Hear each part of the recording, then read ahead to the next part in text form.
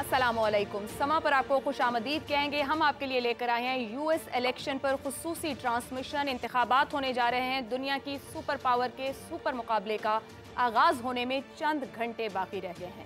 इब्तदाई तौर पर तो ये इंतखाब ट्रंप के हक में जाता दिखाई दे रहा था, ताहम जुलाई में सूरत हाल ने उस वक्त पलटा खाया जब सदर जो बाइडन ने इस दौड़ से दस्तबरदार हुए और नायब सदर कमिला हैरिस की हिमायत का ऐलान कर दिया। अब बड़ा सवाल यह है कि क्या इस इंतखाब का नतीजा डोनाल्ड ट्रंप को दूसरी बार सदर बनाएगा या फिर अमरीकी तारीख में पहली बार कोई खातून सदर बन पाएंगी। कमिला हैरिस की इंतखाबी मुहिम के आगाज़ के बाद अमरीकी सदारत की दौड़ सख्त हो गई है। अमरीकी सदारती इंतखाबात में इलेक्टोरल कॉलेज के निज़ाम का इस्तेमाल है, जिसमें हर रियासत को उसकी आबादी के तनासुब से वोट दिए जाते हैं। इन इलेक्टोरल वोटों की कुल तादाद 538 है और फतह के लिए किसी भी उम्मीदवार को 270 वोट हासिल लाजिम करना है। अमेरिका में 50 रियासतें हैं, लेकिन चूंकि इनमें से बेशतर हर मरतबा एक ही जमात को वोट देती रही हैं, सिर्फ चंद रियासतें ऐसी हैं जहां सदारती उम्मीदवारों की जानिब से अपसेट की उम्मीद की जा सकती है, यानी इन्हें बैटल स्टेट्स भी कहा जाता है। कांटे के मुकाबले इन्हीं रियासतों में मुतवक्के हैं। इन 7 रियासतों की अगर बात की जाए, इनमें पेंसिल्वेनिया, जॉर्जिया, शिमाली कैरोलिना, मिशिगन, एरिजोना, विस्कॉन्सिन और नेवाडा शामिल हैं। यहाँ सदारती इंतखाब में कांटे का मुकाबला मुतवक्के है। यहाँ से सामने आने वाले जायजे और पोल्स अब तक के जो नताइज दे रहे हैं वो मुसाबिकाना है। यही वजह है कि ये जानना अब तक मुश्किल है, तमाम तज्जियों के बावजूद, कि इन 7 रियासतों में कौन आगे है, किसे बरतरी हासिल है। अमेरिका में जब लोग वोट डालते हैं तो मनपसंद उम्मीदवार के लिए बराह रास्त वोट नहीं डाले जाते हैं। तकनीकी लिहाज से ये वोट इलेक्टर के पास जाता है और इलेक्टर मुंतखब करते हैं फिर सदर को। सो ये इंतखाब होने जा रहा है। वहाँ पर मामलात क्या हैं, इलेक्शन कैंपेन की ज़ोर से चलाई गई हैं डेमोक्रेट्स और रिपब्लिकन्स की जानिब से, इस पर गुफ्तगू रहेगी इस घंटे में।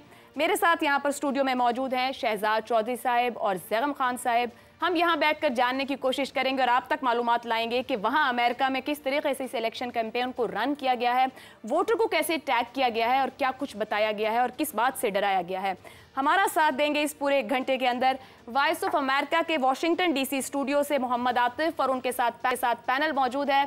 आतिफ, आपकी जानिब थ्रो करूंगी। यकीनन वहाँ एक्साइटमेंट यहाँ से कहीं ज़्यादा होगी, लेकिन अमेरिका में कुछ भी हो, असरात दुनिया भर में आते हैं। ये कई कैंपेन इस बार की कितनी मुख्तलिफ रही और किस तरीके से आप लोग वहाँ रीड कर रहे हैं इस इलेक्शन कैंपेन को जो कि ख़त्म होने को है?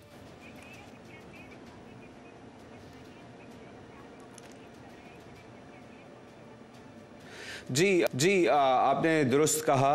अमेरिका की सियासत का पूरी दुनिया पर असर होता है और जैसे आपने कहा कि कैंपेन ख़त्म होने को है, तो यहाँ पहले मैं कि कैंपेन का कोई जैसे बाकी मुल्कों में होता है कि एक डेडलाइन होती है कि उसके बाद कैंपेनिंग नहीं की जा सकती, अमेरिका में ऐसी कोई डेडलाइन नहीं होती। दोनों कैंडिडेट्स आज भी मीडिया पर अपीयर हो सकते हैं, प्रेस कॉन्फ्रेंसेस कर सकते हैं, अपनी इलेक्शन कैंपेन जारी रख सकते हैं। जैसे आपने कहा कि यहाँ पर क्या कुछ हो रहा है, तो हम इसी से बातचीत का आगाज़ करते हैं आयशा तंजीम के साथ, जो कि हमारे साथ स्टूडियो में मौजूद हैं, और उनसे पूछते हैं कि क्यों इस इलेक्शन को आयशा इतनी टाइट रेस कहा जा रहा है और ये स्विंग स्टेट्स में इस वक्त जो सूरत हाल है, क्या वजह है कि एक हिस्टोरिक इलेक्शन कहा जा रहा है? जी आतिफ, बहुत शुक्रिया। देखिए, जैसा कि आयशा ने पहले ही बता दिया कि स्विंग स्टेट्स पर इन इलेक्शन के नताइज मबनी हैं।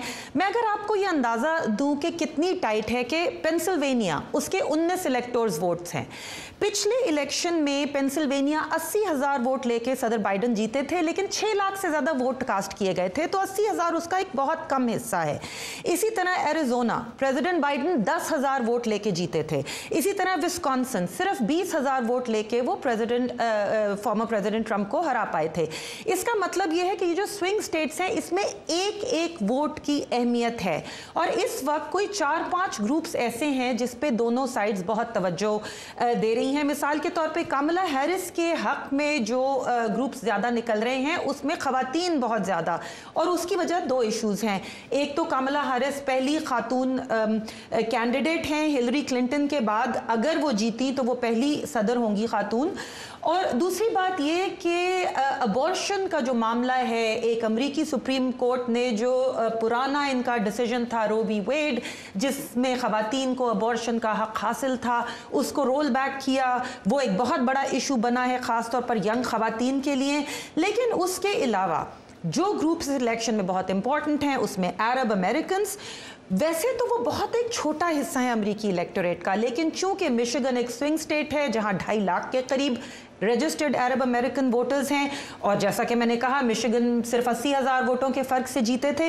मैं आपको सिर्फ ये अंदाज़ा देना चाह रही हूँ कि बहुत ही कम वोटों से हार और जीत का फैसला होने वाला है, इसीलिए आखिरी वक्त तक कोई भी जायज़ा हतमी तौर पर यह नहीं कह रहा कि कौन जीत रहा है। बहुत कम मार्जिन ऑफ एरर के बीच में रेजर थिन का लफ्ज़ इस्तेमाल किया जा रहा है अमरीकी मीडिया में।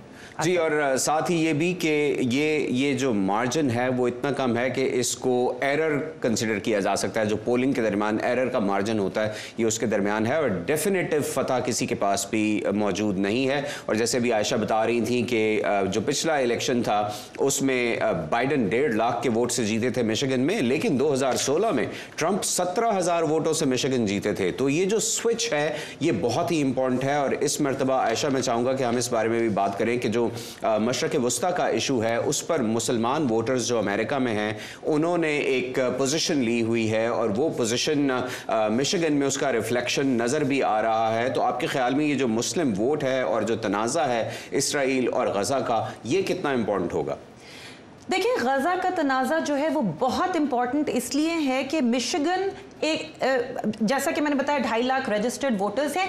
प्रेसिडेंट ट्रंप ने और कमला हैरिस दोनों ने इन अरब अमेरिकन को आउटरीच किया है आखिरी दिनों में। प्रेसिडेंट ट्रंप ने रिसेंटली कहा कि ये लेबनीज अमेरिकन जो हैं ये मुझे बहुत पसंद करते हैं, और कुछ अरब अमेरिकन ने प्रेसिडेंट ट्रंप को इंडोर्स भी किया। दूसरी तरफ कमला हैरिस ने, इवन दो वो वाइस प्रेसिडेंट हैं और बहुत मुश्किल होता है एक वाइस प्रेसिडेंट अपने सदर से अलग कोई बात करे, लेकिन चूंकि वो प्रेसिडेंशियल कैंडिडेट बन गई हैं, उन्होंने प्रेसिडेंट बाइडन के मुकाबले में गजा के बारे में ज्यादा हमदर्दाना बातें की हैं पैलेस्टीनियन अमेरिकन के लिए। मैं कुछ लफ्ज़ बताना चाहती हूँ जो उन्होंने यूज़ किए। उन्होंने कहा कि Palestinians deserve to live with dignity यानी वक़ार, फ्रीडम यानी आज़ादी, सिक्योरिटी और सेल्फ डिटर्मिनेशन यानी कि खुद मुख्तारी।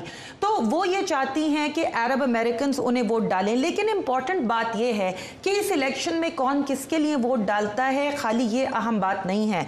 दोनों साइड्स की ये भी कोशिश है कि जो दूसरी साइड के वोटर हैं उनको वोट डालने से रोकें। तो अगर अरब अमेरिकन जिन्होंने पिछली दफा बड़ी तादाद में प्रेसिडेंट बाइडन को या डेमोक्रेट्स को वोट डाला, घंटों में अरब अमेरिकन जाते हैं, और हमने देखा कि मिशिगन में एक नो कमिटमेंट की कैंपेन चली थी। क्योंकि दोनों जानिब से जो इजराइल और पैलेस्टाइन मसला है उसके ऊपर बहुत ज्यादा वोकल होकर इजराइल को नहीं उठाया गया, उसको नहीं तनकीद की गई है। आपको लगता है लास्ट मोमेंट्स में वोटर के लिए ये सब कुछ करना ये फायदा दे पाएगा?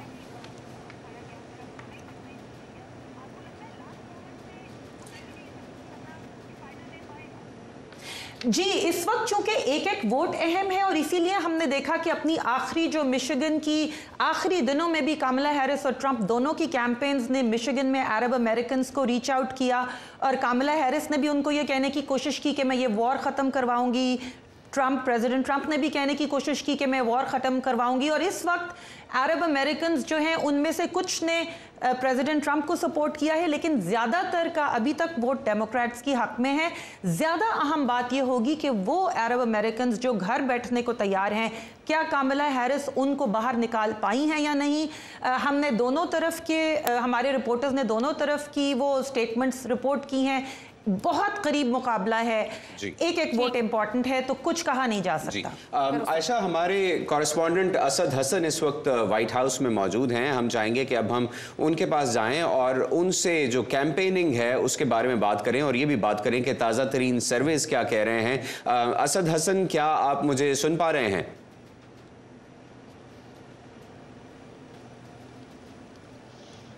असद हसन के बारे में अगर मुझे बता दिया जाए कि वो मौजूद हैं तो हम उनकी तरफ बढ़ेंगे, लेकिन जितनी देर में हम ये राब्ता करते हैं हम पाकिस्तान स्टूडियोज़ से कहेंगे कि अब हम कुछ जो इलेक्शन इश्यूज़ हैं उनके बारे में बात कर लें। हमारे साथ रऊफ़ आरिफ मौजूद हैं। रऊफ़ साहब, economy has always been a major issue in elections, और इस इलेक्शन में भी ये लग रहा है कि जहां बाकी बहुत से इश्यूज हैं उसमें इकॉनमी भी है।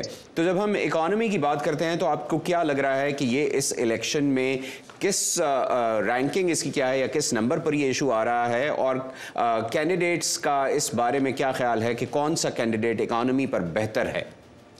जी आतिफ, जैसे आपने बात की इकॉनमी की, तो इस वक्त इकॉनमी टॉप प्रायोरिटी में आ रहा है। आप गैलप सर्वेज देख लें, आप पीयू रिसर्च के सर्वेज देख लें, या आप डिफरेंट एल्गोरिदम्स जो रन किए गए हैं कि कौन सा इशू सबसे ज़्यादा इंपॉर्टेंट है यूएस पॉलिटिक्स में इस वक्त। तो इकॉनमी, इन्फ्लेशन जो इसके साथ जुड़ा हुआ है, ये टॉप इशू के तौर पर उभरा है, सामने आया है। और जिसकी वजह से क्योंकि आपको पता है कि प्रेसिडेंट ट्रंप का जो स्टैंस है, फॉर्मर प्रेसिडेंट ट्रंप का जो स्टैंस है कि वो इस मुल्क में चाइना के ऊपर टैरिफ्स लगाएंगे उनकी अशिया पे, और मेड इन यूनाइटेड स्टेट्स की चीज़ों को वो ज़्यादा प्रमोट करेंगे।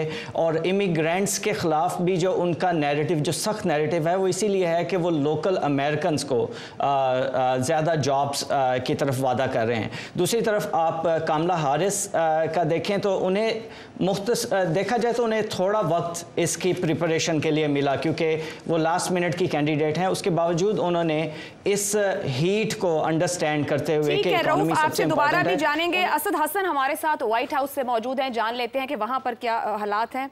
असद, ये बताइएगा कि किस तरीके से आप व्हाइट हाउस, उसके सराउंडिंग्स में माहौल देख रहे हैं। इलेक्शन बिल्कुल क्लोज है, क्या कोई सेंटिमेंट, कोई इमोशंस रोड्स पर भी दिखते हैं उस तरह के?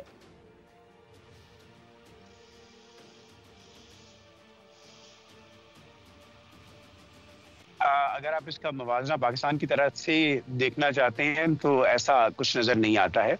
और ये जरूर है कि व्हाइट हाउस के इर्द गिर्द जो है वो सिक्योरिटी बाड़ लगा दी गई है तकरीबन 8 फीट की, और इसको सिक्योर कर दिया गया है, कॉर्डन ऑफ है। ये एरिया ऑफ कोर्स प्रेस जा सकता है, जिनकी पहले अप्रूवल है वो व्हाइट हाउस के अंदर से जाकर रिपोर्ट कर सकते हैं। इन पब्लिक के लिए जो एरियाज पहले खुले होते थे और वो काफी उसकी करीब तरीन जो बाड़ है वहां तक पहुंच सकते थे, अब वहां तक एक्सेस नहीं है। ये इवन पार्क का जो एरिया है वो सारा जो है वो आधा उसको भी कवर कर लिया गया है। सो तकरीबन तमाम अतराफ से वहाँ पे आप ये कह सकते हैं कि वो जो लोहे की बाड़ है वो लगा दी गई है 8 फीट तक की।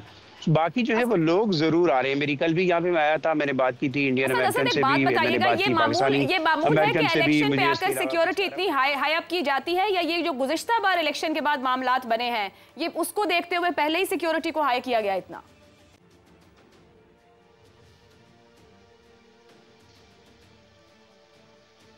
सिक्योरिटी, देखिए सिक्योरिटी तो हमेशा व्हाइट हाउस जैसे एरिया के इर्द गिर्द रहेगी, लेकिन आपको ऐसा को ऐसी पुलिस प्रेजेंस बहुत ज्यादा नजर नहीं आती। ऐसा कॉर्डन ऑफ इतना करीब से नहीं किया गया होता। ये 2-3 यहाँ पे बिल्डिंग्स हैं, जैसे कैपिटल हिल के सराउंडिंग में भी बाड़ लगाई गई है, व्हाइट हाउस के भी और ऑफिसेज हैं, और उनको थोड़ा सिक्योर किया गया है। लेकिन खासतौर पे अब जैसे आपका सवाल था, जनवरी 2020 के इवेंट्स के पेश नज़र इसमें इजाफा किया गया है। अगरचे यहाँ पे मेट्रोपॉलिटन पुलिस हो या सीक्रेट सर्विसेज हो, वो कह रहे हैं कि हमें ऐसा कोई अलार्म नहीं है, कोई वार्निंग, कोई थ्रेट्स उसके इंडिकेटर्स नहीं है। और सिक्योरिटी एजेंसीज, पुलिस अथॉरिटीज वो अपने तौर पे तैयार हैं कि किसी भी नौइयत का कोई भी चैलेंज होगा तो उससे निपटने के लिए वो अपने आप को तैयार महसूस करते हैं।